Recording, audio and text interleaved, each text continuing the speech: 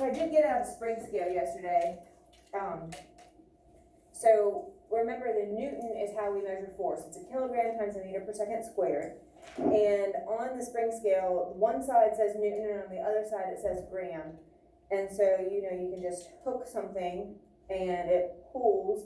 So you're getting the weight of gravity pulling on these scissors.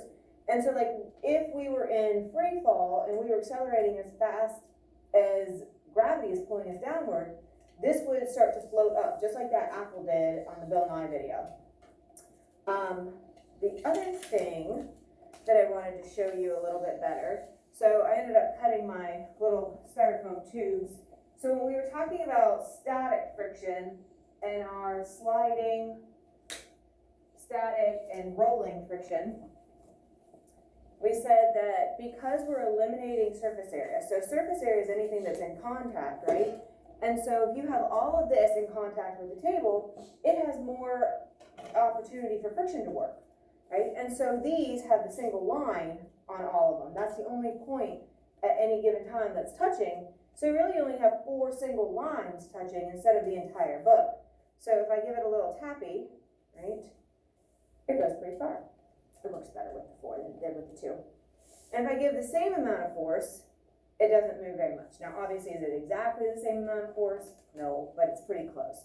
So I give it a little tap, moves a couple inches, give it a little tap, and it just keeps on going.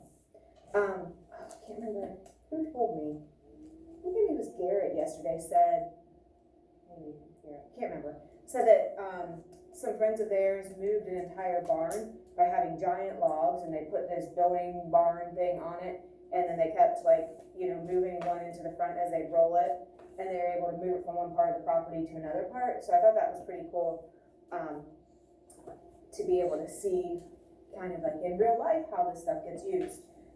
Okay, so I think that that's all I wanted to kind of go back and review. The one weird force that we talked about yesterday was the normal force. So remember, with normal force, it is a solid to a solid. So if this is in free fall, it doesn't experience normal force until it touches this solid table. All right, so as it is falling, it's not experiencing normal force because it's just air that's touching it, which is a gas. It has to be a solid to a solid. So if gravity is pushing down, right, then normal force is going to be pushing up. So if my gravity is down and my normal force is pushing up, they look even and balanced, and they are. If I change, and remember, the surface is perpendicular, right? Or our normal force works perpendicular. So if I have my normal force kind of like this, you can see the other force that's straight down, they don't balance, right? And so typically, just looking at this, it seems like something should fall, and it will, right? If I have my magnet, it's going to stay if it's horizontal. But if I have it at an angle, it's going to fall pretty quickly because the normal force does not cancel out gravity, so gravity wins. So we're going to finish talking a little bit about gravity today, and we're going to talk about things that are in free fall. So when things are just falling. So this is slide 19. So when an object falls, it's pulled down by gravity. Obviously, we're all pulled down by gravity, but we see it pretty visually when something is falling. At the same time, air is pushing up all around it. Cohen, if I get in your way, you need to smack me, tell me get out of the way, or just scoot back, okay? So you have gravity pulling down, but then you have the force of air pushing up. We call that lift, okay? Which is a special type of air resistance. So that air resistance is lifting up on the object. And I don't think that this is kind of like a radical idea. So the force of air resistance is always going to be opposite the direction of motion because air resistance is a force, or excuse me, is a friction. So frictions always work against our motion. So if the motion is downward because of gravity, then we know that air resistance is going to be lifting up, working opposite that. Nothing shocking there, right? Nothing totally unusual and crazy. So the amount of air resistance is always going to depend on the mass, the size, and the shape of the object.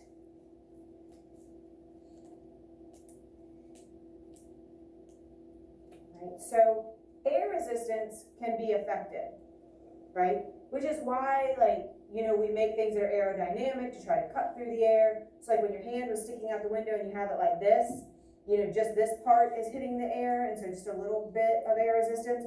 But as soon as you turn your hand this way, right, it pulls your arm backwards. Same thing if you're cutting through water. So if you're talking about drag, right, you can kind of have your hand and skim it up and down through the water. But as soon as you turn it like this, it's like a paddle that catches it. All right, so we can change the amount that is getting the air.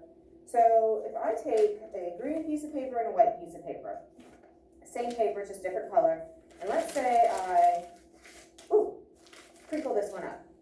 All right, if I drop them from the same height, same mass, right, different size, different shape now, which one is going to land first?